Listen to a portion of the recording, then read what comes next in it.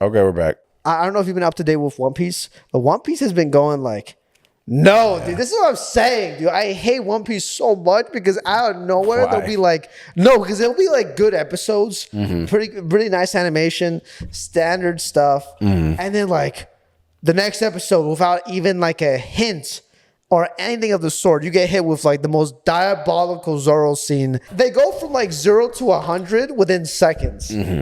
Well, that whole episode was on 100. Yeah, and also, yeah, and then like, oh my, okay, just to kind of go into it too, like, so basically the Five Elders have now gone to Egghead, and they basically, by the way, I'm not spoiled in the manga, so I'm speculating all this. The Five Elders are basically in my head demons, bro. That, like, in my head, these guys are like spiritual demons or something, bro. Like, they're demonic beings. I think they're normal humans who ate ancient zone devil fruits. No, bro. Yes. I think they're all the same devil fruit. No. I remember you talking about this. I don't think so. Well, I had a theory about it actually from when we first got introduced to their abilities, like when they killed Cobra. Yeah, you thought they were like extensions of Imu or something. They all, but I still believe that because the way they were designed, look like they were all extensions of Imu. I think they were just shadowy figures. Yes, and like Imu's a shadowy figure. Because I mean, they are technically extensions of Imu because they are like there's like Imu and then them. But I'm saying like they're extensions in some way beyond that. Like I feel like they're all because they all have the. Here's my thing, right?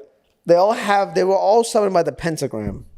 So let me ask you, right? If they're not all connected and they have different devil fruits, they have the same devil fruit that has that same type of vibe for them? No, bro. Well, that's clearly not a devil fruit. It's ability. a demonic power. It's a pentagram. Well, not by them though.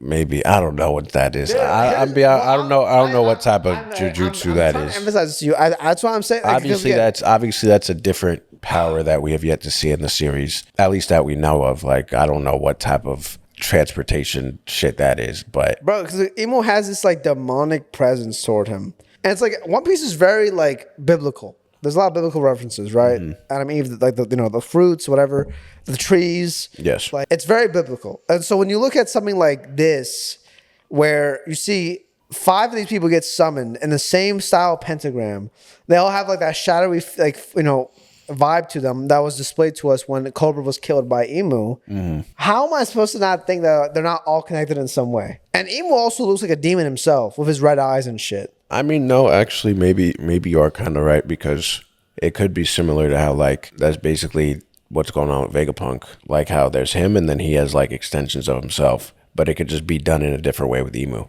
With the 5 elders. That's what I'm getting. That's what I'm saying. You know, so maybe. With Imu, like again, how I still feel like the story is going to end. Obviously, it's definitely Imu versus Luffy in my head. Not because the way Imu is, he stands to be like the dark, like the demon, the evil of the world, and the hidden behind the navy, the government. But then you also have Luffy, who's like this like light. Indicating maybe he's like the angel of the conversation, the angel versus the demon, right? Do you think Imu goes down first, or it's like because I don't know. Breaking down the fight, you're saying? Just how it would carry out because I don't feel like Imu would be the last like battle they would have. Like I want to since Imu is such a powerful force. Like does Blackbeard want to take down like an Imu? Like is that? That's a good question. There's part of me that just wants to say that like Luffy and Blackbeard for some reason would like come together to take down that foe and then fight it out and then afterwards. I see what you're saying. You know what I'm saying? Since Imu is like such a massive figure in that world. Okay, so how I view things is like the last fight could be 2 things. The last fight One Piece could either be Luffy versus Blackbeard or it could be Luffy versus Imu. I'm saying Imu because I feel like the way they're like establishing the character of Imu now, I do feel like there's like a light dark element to it. I think it's gonna be like, but then Blackbeard's also dark though. No, but the way Blackbeard's pitched to me is like a bit different. Blackbeard to me isn't like the light, isn't like the darkness. He's like I don't know. He's like the counterpart of Luffy, but not necessarily like the person that feels like he's gonna go up against. He to me he's similar to Luffy, just different ideals, different like ideologies and everything. Yeah, but they move the same. Yeah, they move the same. Yeah, in terms of like how. Okay, so here's what I think. I think Luffy ends up fighting Blackbeard. I think Luffy will end up dying, and Law will come in. We know his heart fruit has the ability to potentially resurrect somebody. The way they're pitching that, it's almost like Law's going to end up killing himself to save Luffy. And Luffy's going to have a second chance either to beat Blackbeard or he already beat him, but he died in the process. So now he goes up against Imu. Or because Blackbeard is emanating that kind of dark aura already, like he's got the black hole, he's got like whatever, he's got like that menacing side to him. Maybe he takes Imu's power. He's still missing a fruit to get because he never got laws, and it's a trifecta. And that only, by the way, that only makes sense, by the way, if Imu, like, so here's my thing, right? I think Imu genuinely is basically Luffy, where Luffy ate a fruit and he has his power to him. I feel like Imu's the same way. Because just how he looks, him, the whole being light and dark, light versus dark, all that stuff, how, angel versus demon, the way he looks is like, to me, it's like, we know that there was a Joy Boy back in the day. Yeah. But for whatever reason, he didn't win because the Navy won. We know this, right? Because they're the ones that took over, I'm pretty sure. Yeah. So the Navy won, and they wiped out all of the history. So what does that tell me? That if Joy Boy was there, and obviously passed everything down, how did the Navy win if they had Joy Boy? So it had to have been some counterpart to Joy Boy to have gone up against him back in the day. Yeah. For them to lose that war. And so my guess is, because the elders don't age, do they? I don't know. I don't know if that's confirmed or not. I don't know. I don't know either. I don't know. We'd have to see like a backstory or something. Yeah. But then we look at Imu, who feels like he's like the counterpart, and we know he's basically behind the government, like all the way in the deep-rooted part of the government. And so it makes me think, especially since they banned Joy Boy, like the word, you can never talk about Joy Boy, any of his ancestors, his descendants, nobody. Anything involving him, yeah. But why would they do that, right? Yeah. Why would they do that? And why would Imu get so triggered when Cobra was going to reveal some crazy information about the history? Why would he get so upset if he was someone that was like a newer character introduced later down the line who just took over the government after a while? It seemed like to me, because he got angry and he morphed into that monster. Yeah. It seemed like to me there was some history there. Yeah. So maybe Joy Boy and him were the counterparts to each other back in the day. Joy Boy lost. Something happened. The government took over, wiped out all those years of history. It's empty now. So what's left? So now what's left is obviously Joy Boy. Fruits are embodiments of people. Yeah. They get passed on through generations. That fruit ends up in Luffy's hands. He takes on the mantle. Imu now, like the government was trying to transport that fruit to a location. They're trying to safeguard it, get rid of it, because they clearly don't want anyone to take it. Yeah. But why? Why is the government so focused on that fruit? And why is Imu so mad about the whole bringing up that conversation to begin with? So maybe there's history there where now in the future, you have Luffy who's going to go up against Imu. And Luffy is the embodiment of who Joy Boy was. And this will be their second shot to win the war. That's why I think, like, maybe it's a far off speculation. Yeah, I mean, you might just be Oda. Yeah, well, that's what I'm saying. And I'm thinking that he's going to end up fighting Imu. But what would be crazy to me is because they're showing the parallel between Luffy and Blackbeard. Luffy took on the mantle. Who's to say that the last fruit that Blackbeard takes is an Imu himself? Is an Imu. The mantle, yeah. Is he gonna pick up the mantle? And now, fast forward, this is the new age of pirates. Luffy, the light side, Blackbeard, the dark side. Yeah. So I think you got it. You can see what I'm saying? I think you got it. Yeah. Let me have a fucking check, bitch. I think you got it. Well, but again, that's how I'm thinking, is that it's either gonna be the final fight, Luffy versus Blackbeard, or Luffy versus Imu. But no matter what, I think Luffy's gonna end up dying and get resurrected. Yeah, so that's why I was saying I think Imu would go first. Yeah, maybe Imu goes first, then Blackbeard then there's the takes fruit. advantage and then takes over the fruit from Imu. Yeah. Now it's crazy speculation. Takes over the fruit from Imu, or because Imu's essentially, if you think about it, if Imu is the embodiment, assuming Imu has a fruit, whatever it is. Yeah, but remember, Joy Boy didn't have a fruit. A fruit was made from him. He was the embodiment of what Joy Boy was because he was Joy Boy. Then the fruit was produced and passed down. Because I don't think Joy Boy had a fruit. Well, isn't there a cooldown period, or is the fruit grown instantaneous? No, as soon as someone dies, it grows instantaneous. Yeah, but it's not like it would just spawn in, like, drop to loot.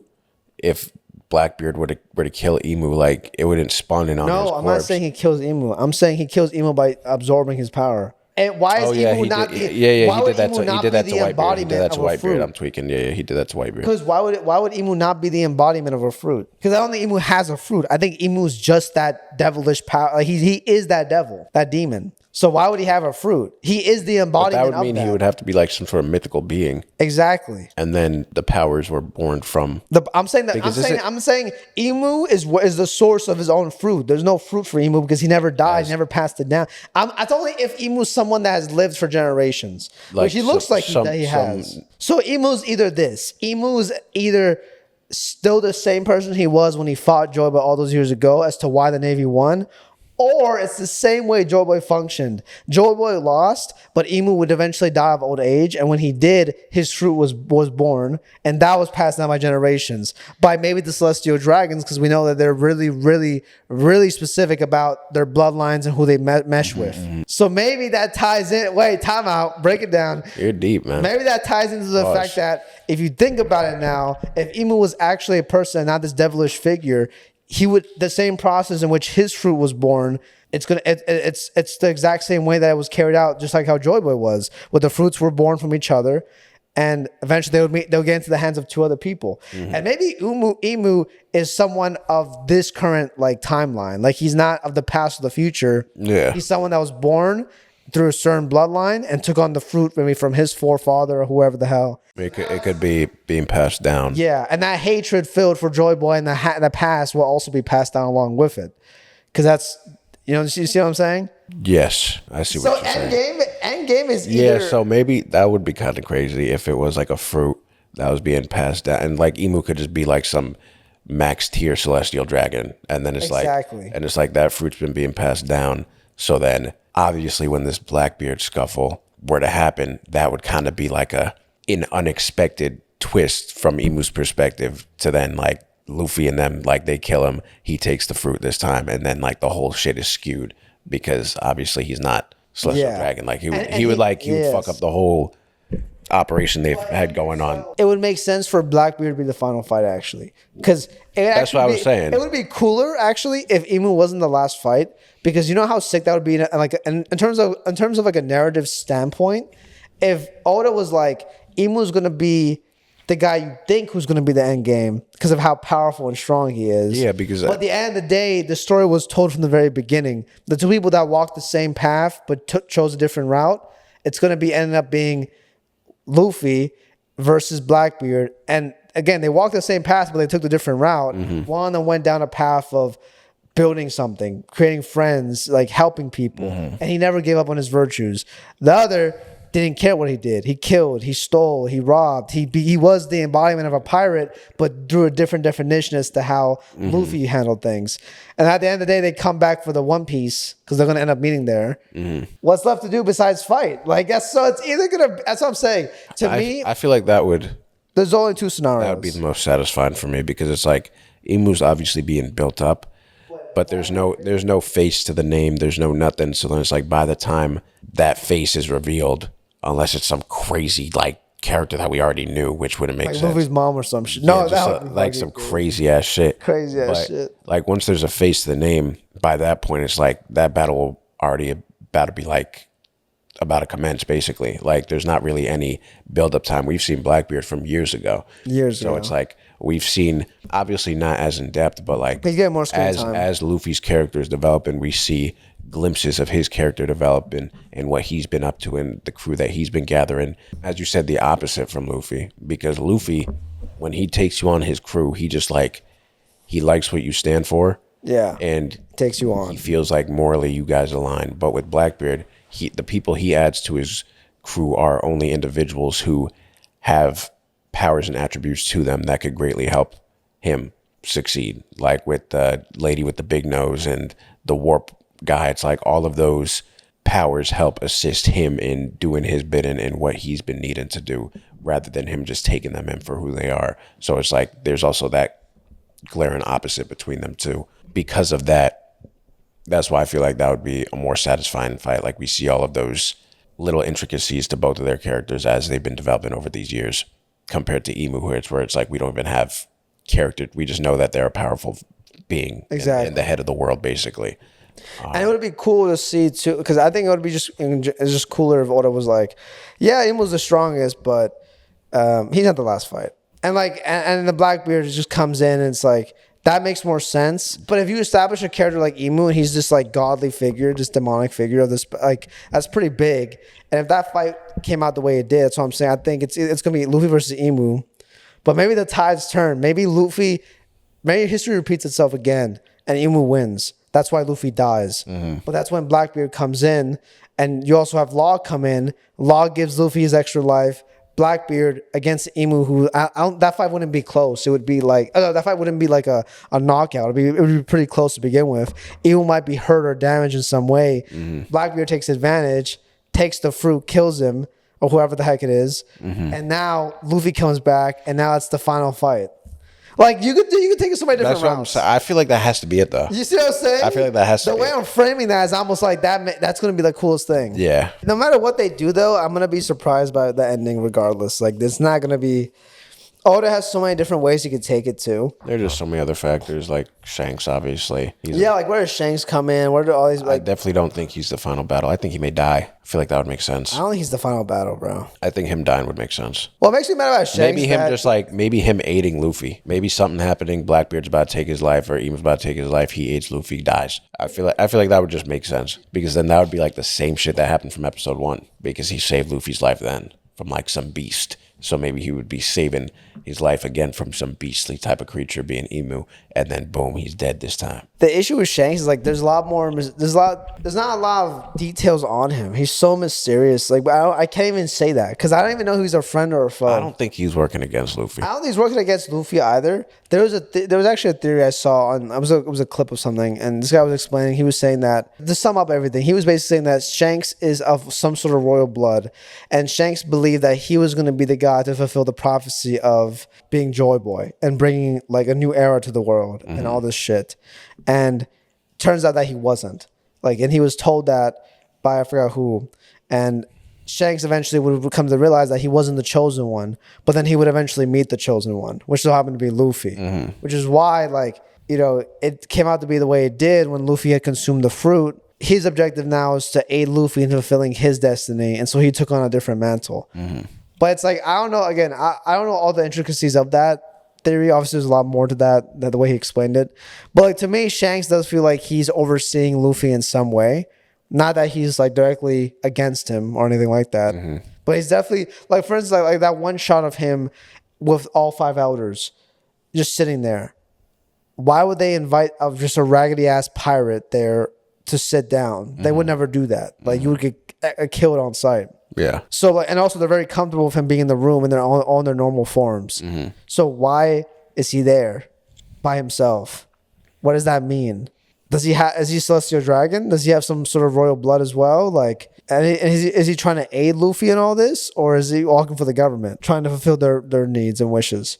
But at the same time, that wouldn't make any sense because Shanks supposedly lost the fruit to Luffy because Luffy ate the fruit that he was transporting. If that was intentional, or even if it wasn't intentional, why would they have Shanks over when he was the one transporting the fruit? Was he hired by the government to transport the fruit to them? Did he know about it? Yeah, there's a lot of questions. You know what I'm saying? I don't know, bro. I feel like that Shanks backstory, really in depth about those conversations that he would have behind closed doors, that's going to be very integral and important. A lot of the small details is how people come up with these theories. But in what way, how are you not supposed to come up with these theories though? Because this show is getting so deep. Even if, bro, the newest episode too, it had amazing animation, but it raised 20 other questions in my head. Like the robot just came to life. What the fuck is that? I mean, we've been getting hints and teases of that. I think that's... Yeah, I know, but what the fuck is that? I think that's similar to Zunisha. I don't know yet. How once he awakened the fruit and he turned Gear 5, Zunisha felt Joy Boy's presence again. So I feel like whatever this robot is, it's feeling his... But what type of technology is that robot all the way back then? Is it a robot or is it it looks like a moving castle. Just like a nigga in armor? No, it's not. It's not doing armor. Definitely a robot. Something similar to Zunisha, where Zunisha was just moving unconsciously for so long, and then once Joy Boy woke up, then it's Zunisha was present. What if this is just some similar being to Zunisha in just a set of armor, and he's just been laying there dormant for however many years because Joy Boy was obviously not there to, I guess, give him life or power. I don't know. It looked like a robot though, because it had those eyes too. Well, the eyes could have just been to signify that there's something in there. Because they've done that before, like No, Red I'm Eyes. pretty sure. It seems like a robot. Like, it really does seem like a robot. But then it begs the question, what type of technology did they have back in the day? Like, That's what I'm saying. that's like the biggest thing too, is like there's a long period in which there's nothing recorded. The government got rid of the history. So like, what really happened? Was it a flourishing society?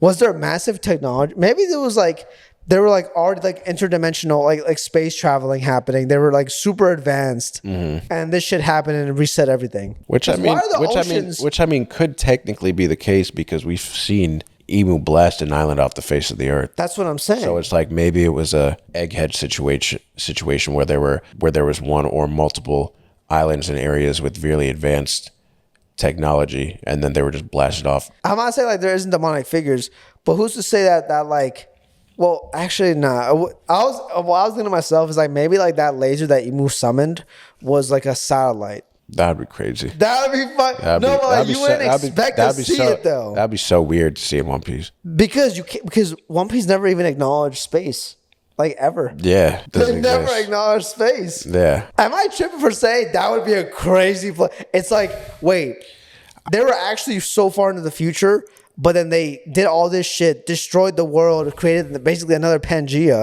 and then they all split off into little islands. I think there would be mixed opinions on that. I think it would be cool though. No, that would be. How is that mixed opinion? That would be crazy. Like, because then they got set back in time. They were Because never in the would be past. that would be low key kind of similar to like Attack on Titan, Oh yeah, when you find out the bigger reveal. where we find out that there's like a whole society, like normal blimps. Advanced. Yeah, advanced society. That would be kind of cool. And that was jaw dropping when I found that shit out. It would look so weird though, just seeing us. I mean, but we've seen technology better than ours, like IRL on like Egghead and shit. So it's Yeah. like it exists. If that was the type of stuff that Vegapunk was creating in his time, where he had way more advances and science, all that stuff, supposedly, why is there potentially, and I think it's a robot, why is there a walking robot that got summoned from Joy Boy in his time? Because he recognized Joy Boy's like fruit. How would he be able to recognize it if he didn't exist in that time? Maybe, you know what I'm saying? Maybe Joy Boy was just a smart ass dude and created shit.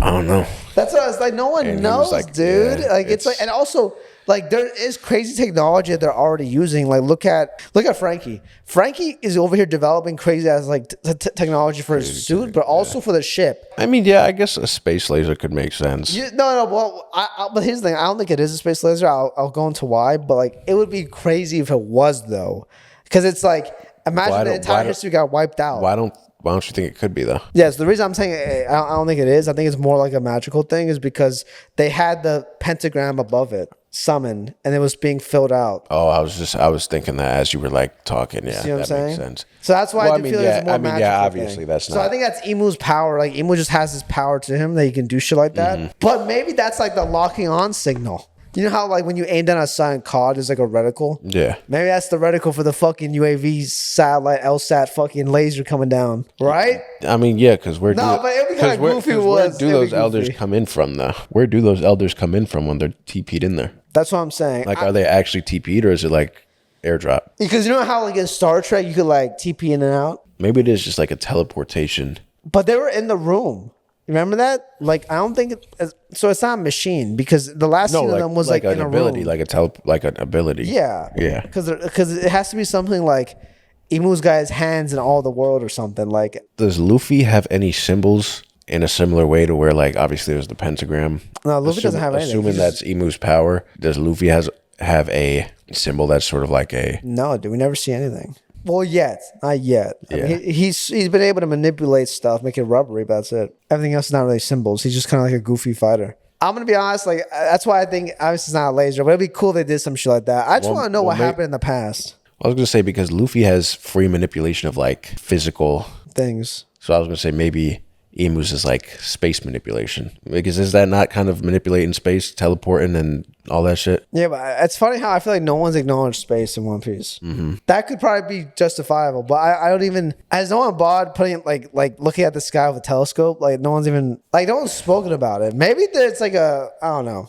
We'll have to see what happens though. And like the Navy being the way it is too, like being so mysterious and doing X, Y, and Z. It's like There are still those fights too that have to happen. Yeah, like there has to like be the fights, like in a yeah. Kainu, and it's like who beats him? Does Luffy fight him? But who is he fighting? Akainu, you talking about? I don't think he's gonna fight him. That's what I'm saying. I don't know who Akainu would fight because I feel like he would definitely need a final fight because he's a very big figure in the world, but I don't know who would. Maybe Sabo or maybe like a Sabo Luffy jumping like tag team that nigga. No, I think Sabo 1v1s him. But there's Dragon too. Like what does he do? Yeah, what does Dragon do? Oh my god, dude.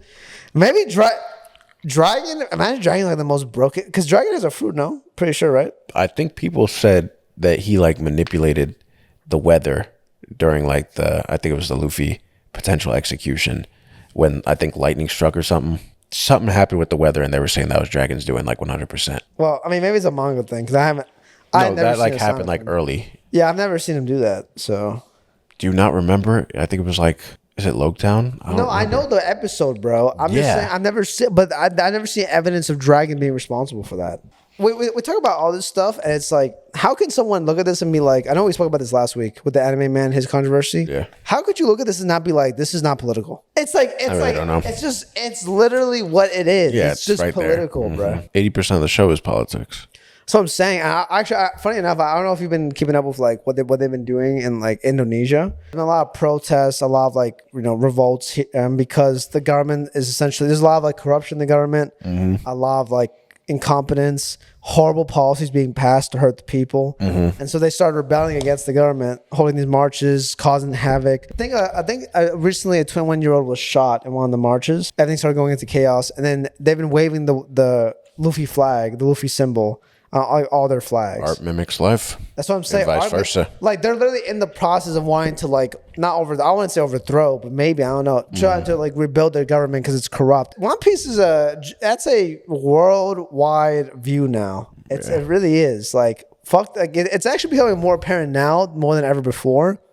I mean, obviously the government always had a lot of responsibility and like towards how we live our lives, and they're also very influential. As of recently, though. You've been seeing that a lot more, man.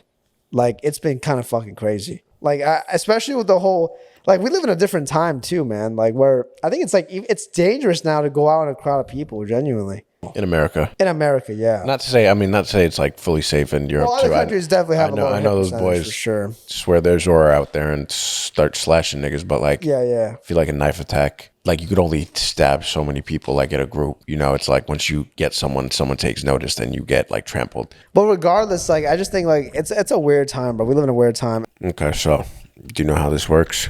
I'm sure folks have seen it on TikTok, but it's keep 5, cut 5. I'm going to give him 10 anime. He doesn't know what they are, and he has to... In this hypothetical realm, the ones you cut, you obviously can't see anymore. Like, they're eliminated from existence. And you have to strategically...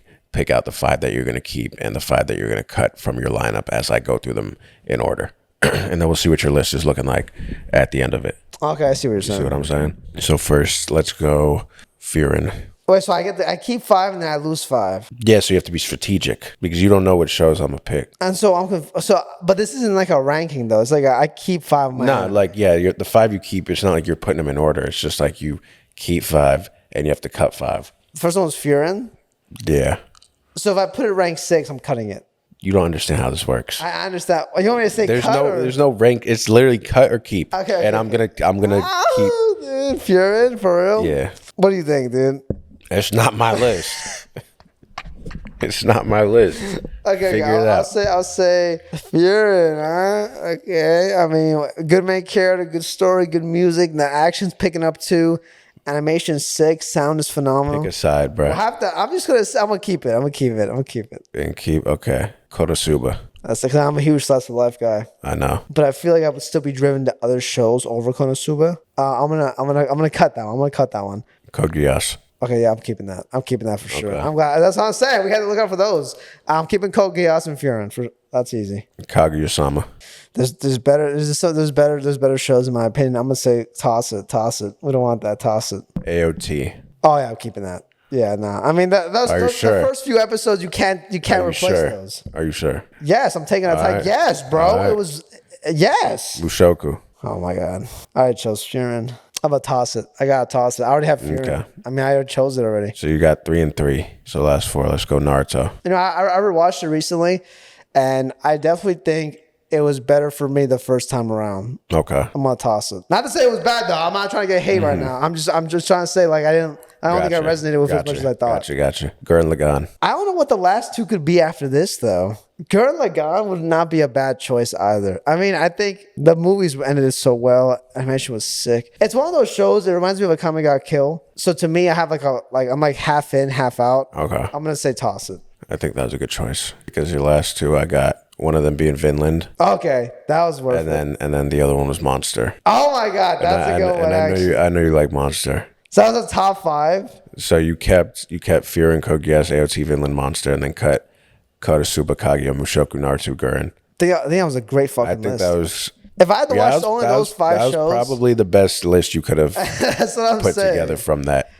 But I heard you talk about the ones you cut a lot too, so that's why I incorporated those in there. Yeah, and again, we're not anime tourists, bro. We're veterans of the space. Mm-hmm. Frankly, me giving up any of those shows was kind of depressing. But I would say 100%, like those 5 shows, if I was only stuck watching those 5, I'm Gucci. I'm literally Gucci. Give me one right now. First one, Record of Ragnarok. Why you? You have to give me a good list, bro. That's a good list. Why would I keep that in any realm? Why would I keep that?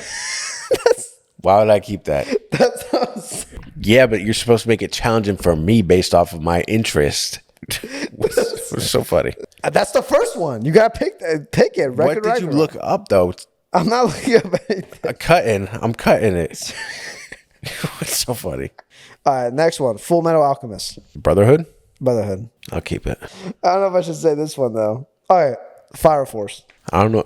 I think I have to cut it though. You're cutting Fire Force? I think I have to because I feel like there's gonna be more firepower. Could be downhill from here, bro. It could be. You're right. Clanid. Clanid is good too. Does this include After Story? Yeah, it's the whole Clanid shabab. I'm cutting it. Really? I have to keep what's next though. I have to. What's next? Tower of God. Cutting that too. Holy shit. My Hero Academia. I'm keeping it. It's not bad, but I have to keep something. And I know it's like going crazy right now. Hunter x Hunter. Keep. What's next? Death Note. Yeah, sure. I'll keep it. Keeping that one? Yes. Next one. JoJo's. Cut. This is the last one? Yeah. Bleach.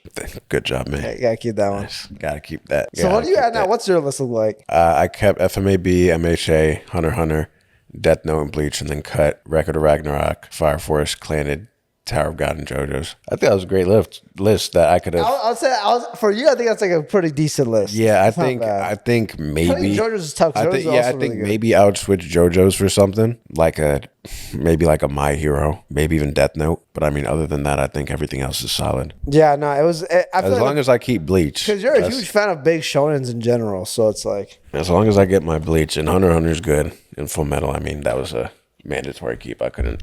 Well, anyways, we did that game. Last night was pretty monumental. The UFC had a phenomenal card. I mean, they had Marab fighting, they had Khalil Roundtree fighting, and they had the GOAT Pereira. Those 3 names in of itself already made that card busted for no reason. Honestly, in your opinion, obviously the first fight we had was the Jiri versus Roundtree. Yeah. What would be your review of that fight? For me, that was the best fight of the night. Yeah, I guess that was the best fight of the night for sure. I was very torn. I don't know. I just because I kind of wanted both guys to win. And I had money on Roundtree, so I also wanted him to win. Oh, yeah, you had money on Roundtree? Yeah, I mean, I had money on Roundtree. Roundtree was just man, there's something about him. I think he's just so built that he needs more oxygen for his muscles. That's what I was thinking too. And he's also very Yuri is just a very obnoxious and abstract fighter. You don't know what that nigga's up to, so it's you have to be very jittery and always high alert. So it's you could gas out easily, just not even off of swinging. You could just gas out off of just straight being locked in for 2 rounds because you have to be so honed in to even go up against an opponent like Yuri. Every time I look at Khalil, he looks so tense. He looks very yeah, he's very he's very compact. Yeah, and that's okay. But I mean, it's his technique is good. Anyone in his division, if they caught him on the street and they just banged out, he would probably win just because he's that good technically, his actual fighting ability. But he just when it's a prolonged fight, he just can't do it. Yeah, he gasses out. That's actually how people were basically memeing him, bro, saying oh, he's basically fucking Demetrius Johnson if he had full stamina. Whenever I look at Roundtree, the way he fights it's like so intimidating, and like you say, he's so compact. But like, And he's there are so some blows he was he's landing. just he's sharp. He's so sharp, and like it's accurate too. Like low key, like there are some uppercuts he threw where Jerry like barely dodged it. Yeah. If one of those uppercuts landed, Jerry would have been out. Yeah.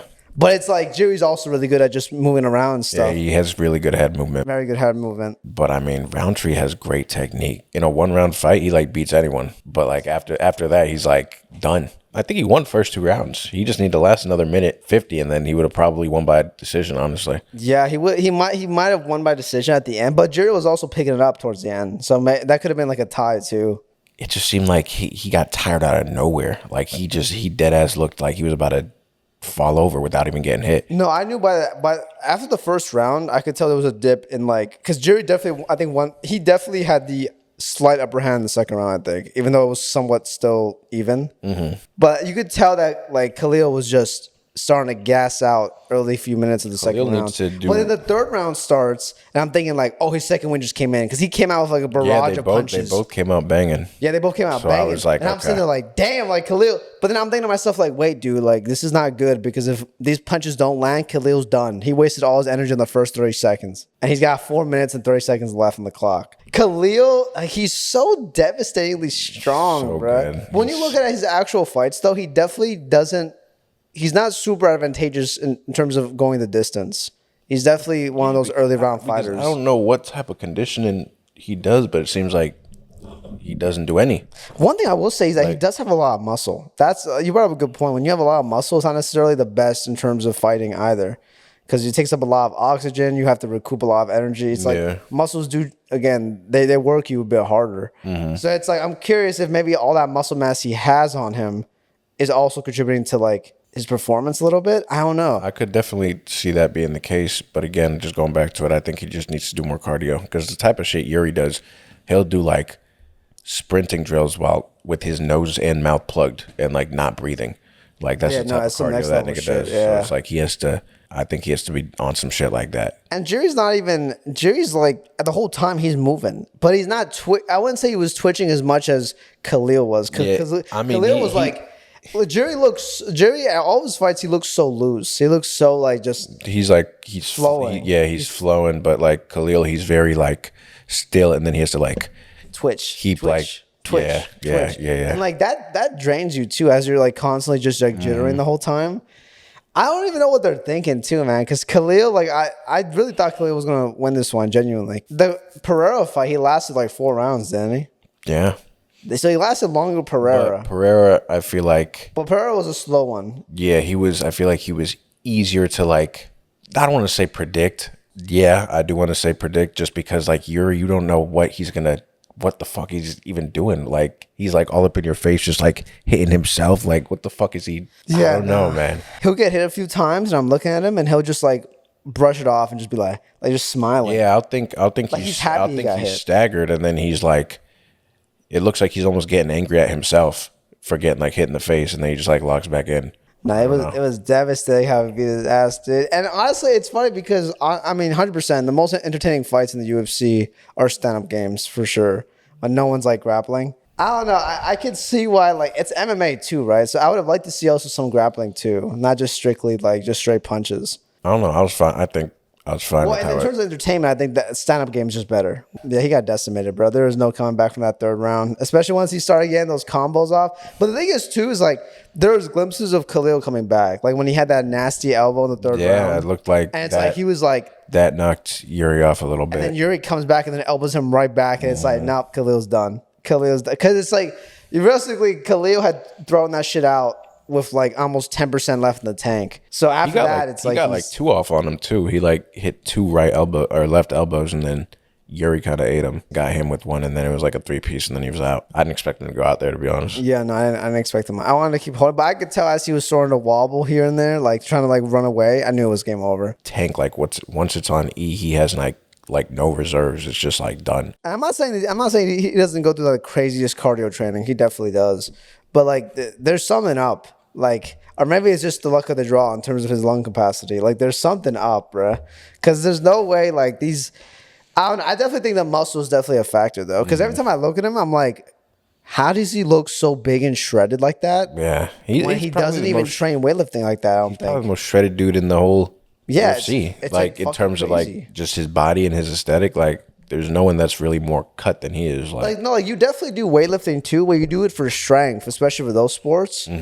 But why does he look like he's doing like bodybuilding? Because he looks Yeah. massive, Yeah. dude. But then Yuri doesn't even look that as Yuri looks good, but he looks good as a fighter. He comes into it and he's just like, oh, this is my territory, basically. Yeah. Like, so that's what I'm saying. Muscles definitely don't translate to like power and strength for sure. It just doesn't.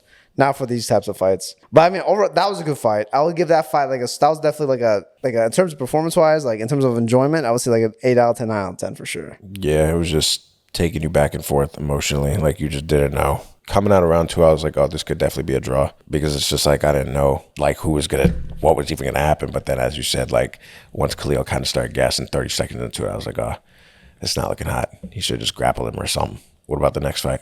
Yeah, then we had the Marab fight. And the Marab, dude, I don't expect Marab to lose at this point, bro. I think he's the most. I don't know, but Islam's good too. But like, I don't know, Marab is a dangerous ass dude, man. No, Marab's just scary because he's short, 5'5", 5'6". He's compact, and like he doesn't look like he can like really decimate you. But the guy he was fighting, I forgot his name. Corey Sandhagen. Corey's like 5'11". Yeah. There's definitely a disadvantage to Marab in terms of reach, and you could definitely see that by the way in the fight. Yeah, but it's like because you see dudes like Ilya, obviously with the knockout power and whatever, and like Islam who's just good at. But Marab, like every fight I've seen, he like manhandles these dudes. He does manhandle. He just like embarrasses them, and I don't know how he does it every time.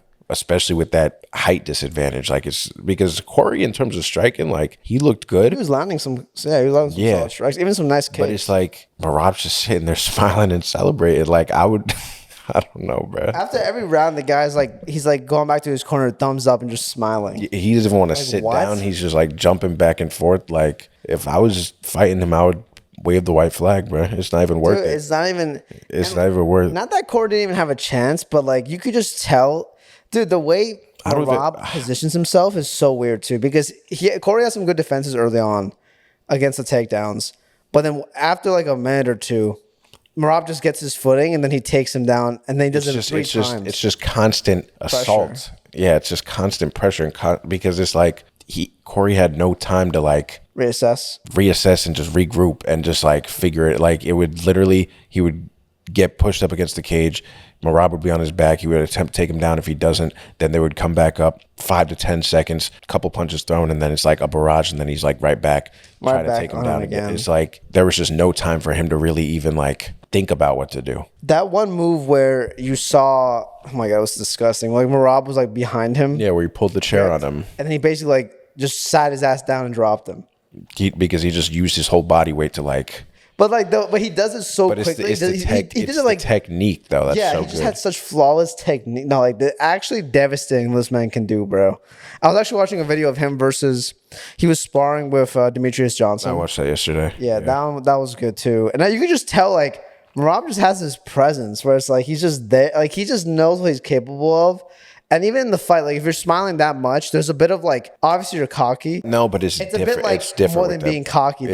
It's literally different with him though. It's yeah, like, it feels like he's just with Sean O'Malley, for example, when he was going on his run, he was good, but he seemed a bit cocky to me. Just like when he like had the colored hair going, coming out with the sunglasses and stuff like that. But Marab, like he came out with the sunglasses and shit yesterday too. But like he just like it just seems like he is like emitting pure confidence, and he just like loves doing this shit. Could be that too. Yeah. It doesn't seem cocky at all to me, genuinely. It just seems like he has a good ass time doing it, and he doesn't view anyone as a threat at all. That nigga's scary as hell. Yeah, no, I'm saying it's definitely a bit like, and he's not, well, I would say it's definitely obviously confidence, but like to me he admits some level of cockiness, but it's not even like that. It's like to me he just feels like he's just is so comfortable just being in the ring it's like a regular sparring session for him. He just seems comfortable being himself, like fully. Like he doesn't put on an act. Like you know how some people like go overboard, like when in the press conferences, Yeah, to sell the fight. press conferences and stuff. Like he's like consistent throughout. Like he's just goofy. Like in the Demetrius Johnson video, he's the same as dude that was at the press conference, and then at the press conference, he's the same dude that was in the fight. And then after the fight, when he wins, and dude's like dancing to his theme song, just like having a good time. Like I mean, you can't hate that man, dude. He's a great. No, it's actually, I won't lie, it's actually so terrifying. He might be like top 3 for me, right? Just in terms of like favorite, because I don't know who else I like more than him like that. Dude, and in those terms dudes, of personality, those dudes are so like they're so intimidating, bro. It's like because Merab, even though he doesn't admit like the aura of like Pereira, he admits like an aura of like just being that like he's like that goofy guy that at any moment can like kill you in 2 seconds. Like it's like that's like that like you just get like a weird feeling being next to a guy like him who's smiling all the time in a room. Well, like because when you look at Pereira, he's so serious, and like obviously in his real life he's not super serious all the time, but he still has that aura around him where he's like super tall, dominant, strong as fuck. Like he has that intimidating aura. With Merab, it's more of like he looks more welcoming, but maybe that's like his way of baiting you in, bro. Because once you're in and he gets you, you're done. Like I don't know.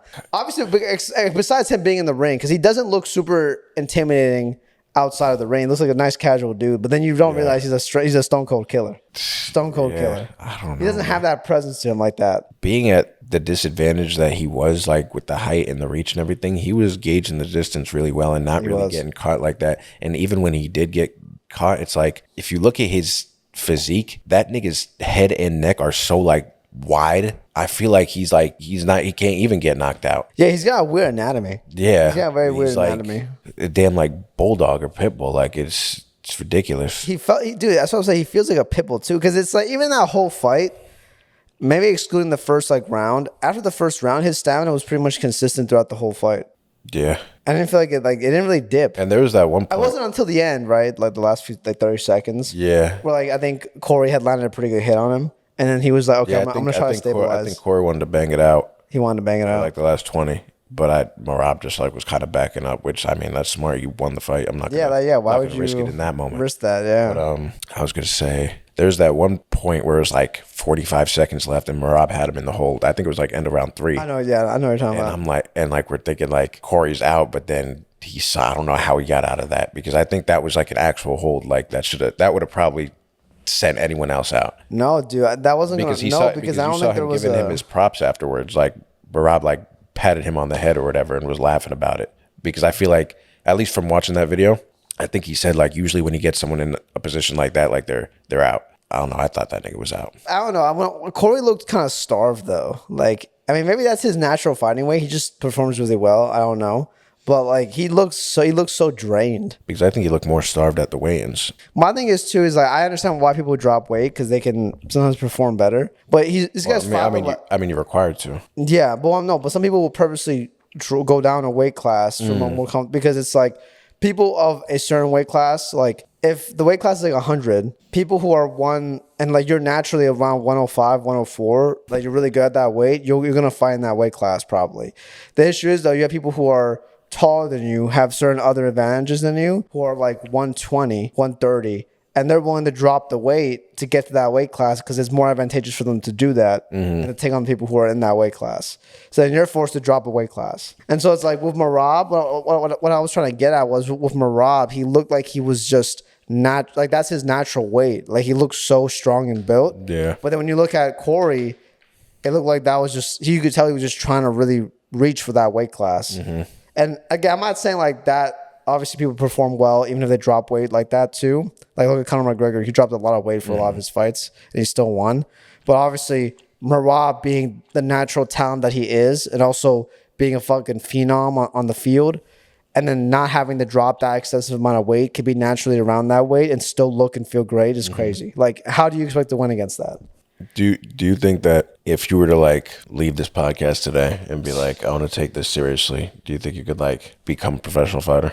No. Why not? Bro, because you have to... People start at like 20. Yeah, no, I'm not saying... I think Roundtree started at like 22. I'm not saying you can't do it. But I just think that like it's something that you really like have to want to do. Like I'm not passionate about that shit. Like not even close. Honestly, to be a fighter, you have to basically expect two things: receive a massive pay cut onto your life for the first however many years, and really almost your entire career, because not everyone's going to make it to the top. You're going to get so many injuries. Minor ones, major ones, gonna get knocked in the head. The money isn't there, right? It's so different if the money was there. Like if people were getting paid dumb racks for that, but that you only get paid if you're really at the top. But like besides that, you're not really making fucking money. Unless you're lucky like Arman Sarukian, who's got like a rich father who's just funding his whole career. The majority of fighters are broke and they have nothing. That's why like if I were to go up against someone who's broke and driven to actually become a fighter, I'm losing. No, I'm literally losing. Like it's just by default. They're hungry and they're starving. Like, they're hungry, they're starving. They have nothing to live for. This is what they're living for. There's no way I can like compete and like go up against those guys. Like I drive a Honda Civic. I got no fucking chance against those guys. Those guys are.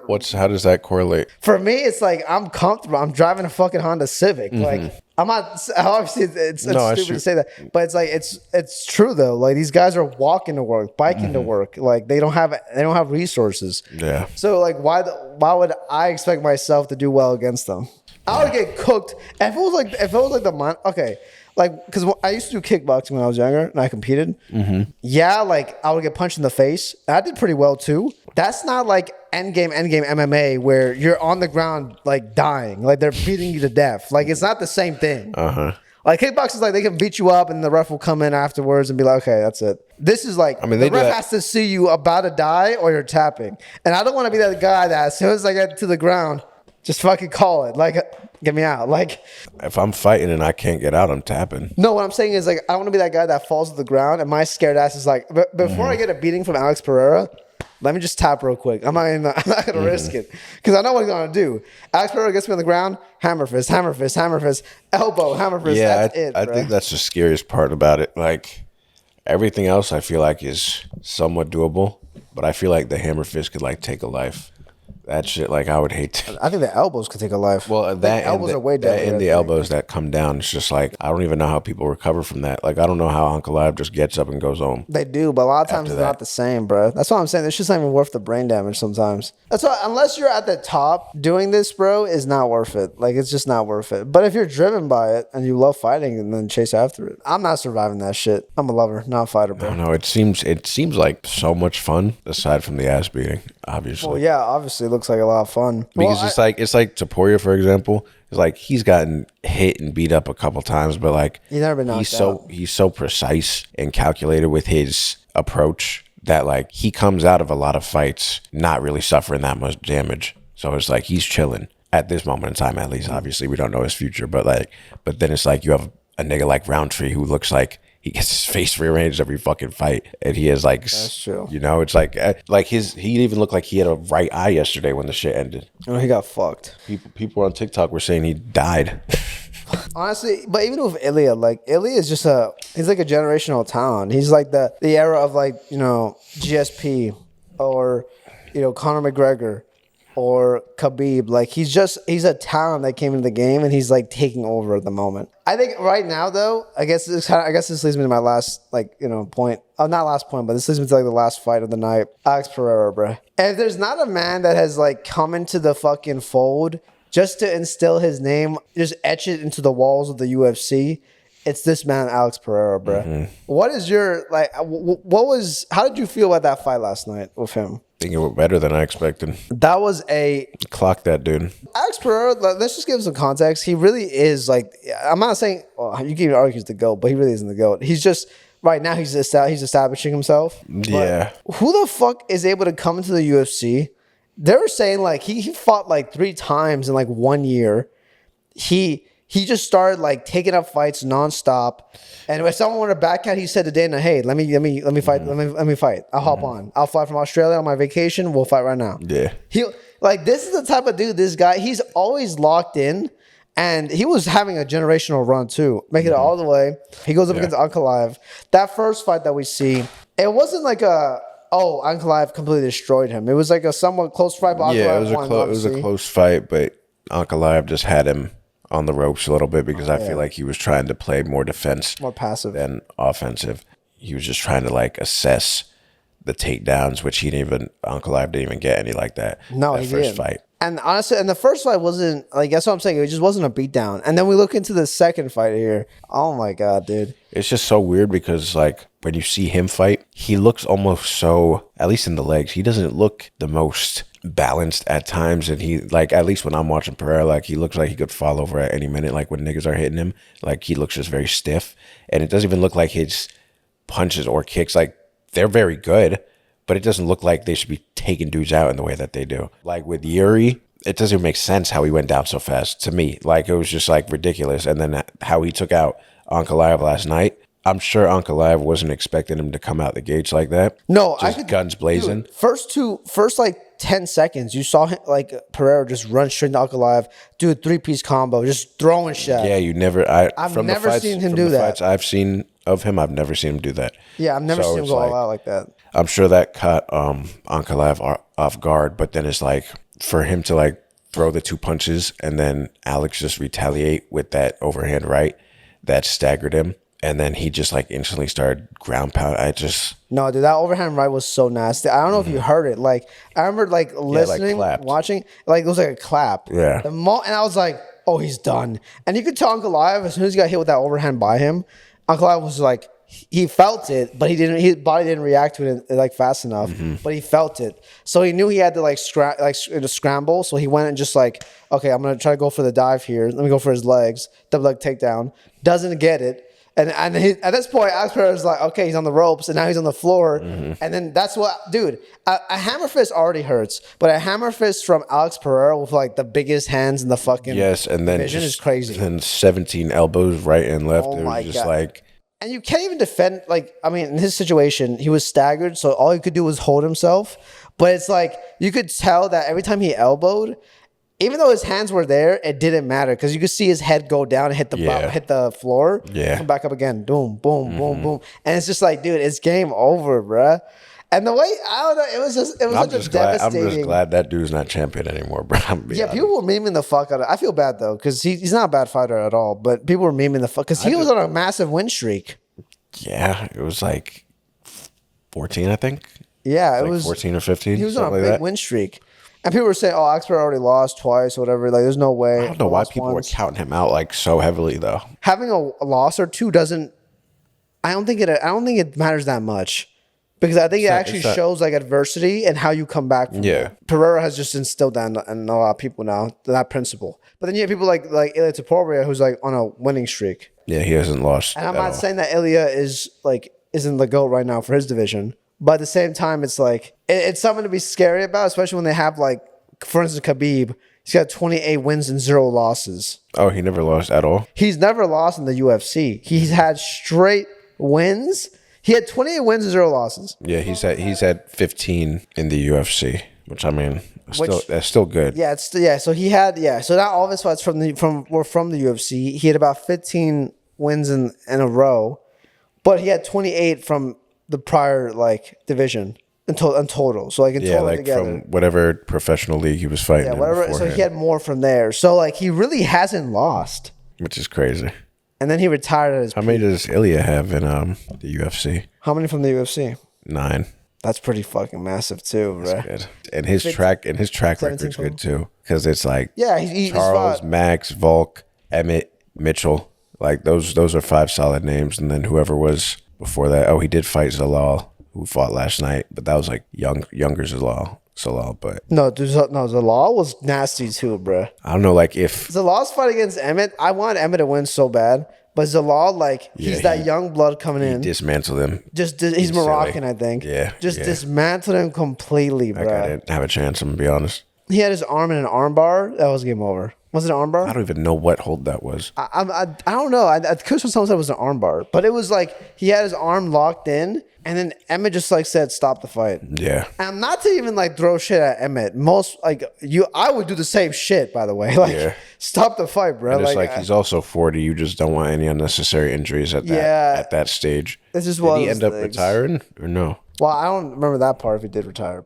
No, I was gonna say if Ilya has another fight or two in this division, then goes up and takes on Islam, he's definitely in GOAT talks too. Because If Taporia were to dominate, because he needs to defend that belt. Like, he's got to defend it a few times. Once he defends it a few times, like, he should be able to go up in weight and just say, fuck it. Let me just see if I can dominate the next division. Because Taporia, but the thing is, too, that fight's never going to happen, bro. Because Islam gains nothing from fighting Ilya. It's legacy. He cares about the belt. Like, he wants to fight the people in the division above him. Okay, and what if Ilya wants the belt? Yeah, but Ilya is not going to be able to do that. Ilya has to first dominate. He has to dominate his, which only basically there's only only one or two fights in his current division that he should take. Arman and Patty would just be like a fun fight to watch.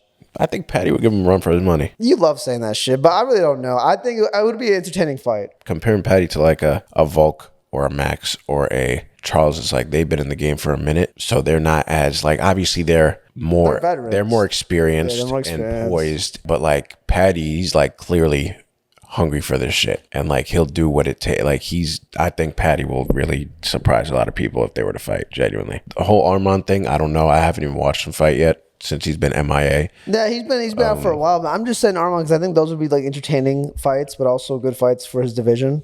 Patty and Arman. And if he were to beat both of them, at that point, like, just go up, bro. You have to. But if you go up, like I said, every time you go up, bro, it's like you're entering a disadvantage. Like, from what Khabib has said, though, Islam, like he was saying, Islam actually fights a lot better in that division, like at that body weight. So we'll see if that's the case for him. But usually if you go up in weight like that and you're forcing yourself to get out of that comfortable weight zone, you're like making it harder for yourself. I think Ilya would actually do really well just because I don't think Ilya is like super fast. I just think like he's so calculated. Like, I don't think he's like doing like, I don't think his punches are flying at Mach speed. Yeah, but I think like if he were to gain some weight, he wouldn't lose that much in speed at all because he doesn't even go that fast. I think he would. Yeah, he's just very powerful. He just has great technique. Like, if you look at, for example, like how Khalil fights, he kind of like, he's just always like throwing like extended haymakers. Yeah. But Ilya, he's very like, he could punch at like any distance. He could get you if you're like up in his, like you cross the void and you're like up on his chest. And he could also like, he's got many different, he knows how to use his distance and fight at different ranges and stuff like that, from what I've seen.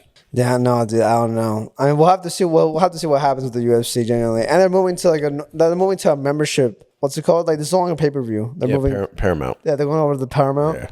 I assume you have the app and then you can watch the UFC fights. Yeah, it's like having Netflix. Bro, they've been upping these fucking bro. Since we're talking about subscriptions, bro, did you see what they're doing with Xbox? Unfortunately. Yo, back in the day, Xbox meant something, bro. Like, it really did. You know what I'm saying? Like, when you hopped on after school, you hop into those COD lobbies, Black Ops 2, Black Ops 1, and then, you hop in the game chat, and then you kind of get hit with the Xbox experience that really shapes who you are as a man now. Been a fan of Xbox for so long, but now I'm starting to realize, like, this is, like, the Game Pass was the only thing they had, like... Yeah, like, I've supported them for a long time, but they were shit for a while. Since PlayStation's just been taking over with, like, exclusives and stuff like that. So then the Game Pass was really the only thing Xbox was hanging on to. Yeah, and honestly, I remember like when they made that shift because like I could tell after like by PS4 to PS5, that transition, I could just tell like, yeah, dude, like Sony's winning this shit. PlayStation just does really well with all their exclusives. All the people have been complaining about their exclusives lately because they're saying they're not as like they want more of them, not like continuations or remakes of like, not remake, but a continuation of a story. They want like new ones coming out. But the thing is like Sony just instilled themselves as like the giant, and then Xbox comes in with the Game Pass, like you mentioned. It's a brilliant idea. You could rent games. Low key, that's what I would do back in the day, like renting games when I was younger from like either like the local stores, Blockbuster or whatever. Yeah. Like whoever was renting a game, I forgot what stores did it, but you could rent a game for like a week, play through it, no life it, beat it, and then return it. That's dope. I wish they had something like that for Xbox. Xbox comes out with Game Pass for like $10 at the time. Steal. Yeah, it was like 10, 15. Steal, like that. Bro. Yeah. Because it really doesn't there's no way it cost them that much. Because it's already games they had in their library that they owned for many years. Yeah, but then they were doing it with like brand new releases too, which was also a great idea. And I understand charging a little bit more, but then doubling that now. But there's like no point, like for example, for COD, that's really the only reason I had it, because I play zombies. It's like, if I'm gonna pay $30 a month, I might as well just buy the game. Well, yeah, I'm not paying $30. Both the fuck. Because it's like, obviously, I would like to play the DLCs, and by the time that last DLC map is out, I would have already paid $150 for the shit. with Xbox too, when it went up to 15, you could still maybe justify it. I think if you're a casual gamer and you don't mind paying an extra $15 a month, it's a good investment because you could try new games every week or every month. Take your time to play through it. It's a good investment for $15. You could argue because it gives you that entertainment back. But then it's like obviously you add up how many months in the year, and it's like 12 months. Okay, it's a bit extensive how much I'm paying here. I don't think I have to do that, but it's still justifiable in your head. And then now they up it to 30, which is like that's 30 is the one where you have 30 gives you the day one exclusives, right? Yeah. And does it limit it to like one? I don't know how that part of it works. I just know you're able to play like the game day one when it drops, and then it's like with the other subscriptions, you have to wait however long. So they double the price from an economic standpoint. You have doubled the price, and I've heard I've heard that they've actually in some countries they've like tripled the price based on their currency. First off, it came out of nowhere, but secondly, they could have sworn the CEO of Xbox came out like there was like a news report on her X period of time ago, pretty recently, where she was saying like, yeah, we've reached over like 500 billion in revenue or some whatever. Like I'm not sure how much it was, but it was a lot, probably 500 million or something like that. I don't know. But they had reached like an exuberant amount of revenue this year, and they're extremely profitable. Then they come out and say that we're going to up this, double the price up to $30 in a society where people are literally broke. Yeah.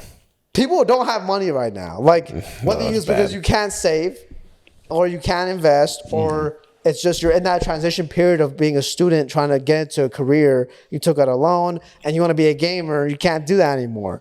You know, like it's like, or if you're just working at like a 9 to 5, trying to make it up the ranks or trying to do X, Y, and Z with your life, trying to figure all that stuff out. Sometimes games is a way to decompress, and now we lose access to that. Well, that's why these indie games are like our safe haven. Better. Like 100%. Like, and I know some of them were on Game Pass. Now you have to go pay for them, but it's like you're not paying an arm and leg. It's like $15-$20 for just as good of an experience that you'd get from a AAA title. Like honestly, dude, that's what I'm saying. Like I'm actually glad indie developers are doing well because they definitely are. They've been coming at it like fucking nonstop. And like I've always been a fan of like certain types of indie games, like because they're lower budget.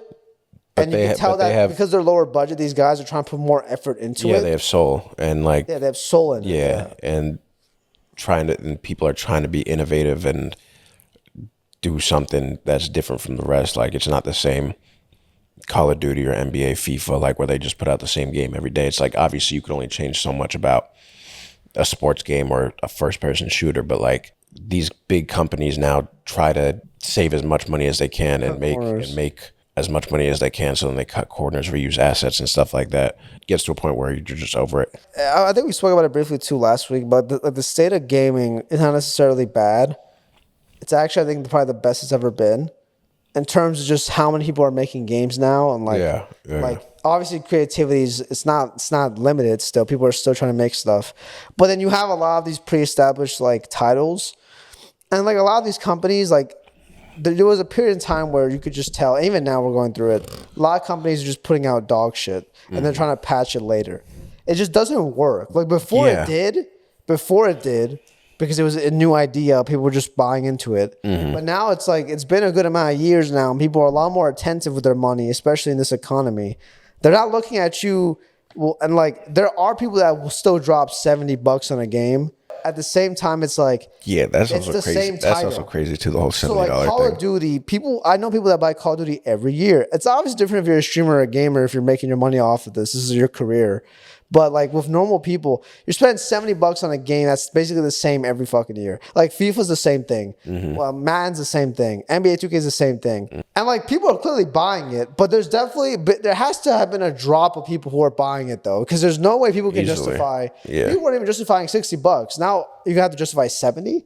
Yeah, I love how that just like happened. I've been telling you, I've been saying this for so long, bro. Like they should have just made Game Pass like you get all the games already in the library, the catalog that were in the history.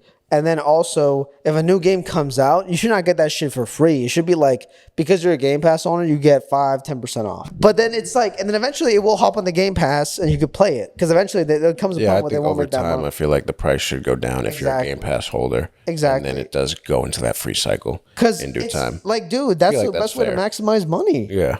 I don't know, bro. They're folding, dude. Again, Battlefield's the same way. Like, that shouldn't even be considered to go on Game Pass. But now if they're charging you $30, they're actually making really good money on your ass. That's if people continue to buy it. Dude, I mean, there've been a mass cancellations, so they got a lot of backlash.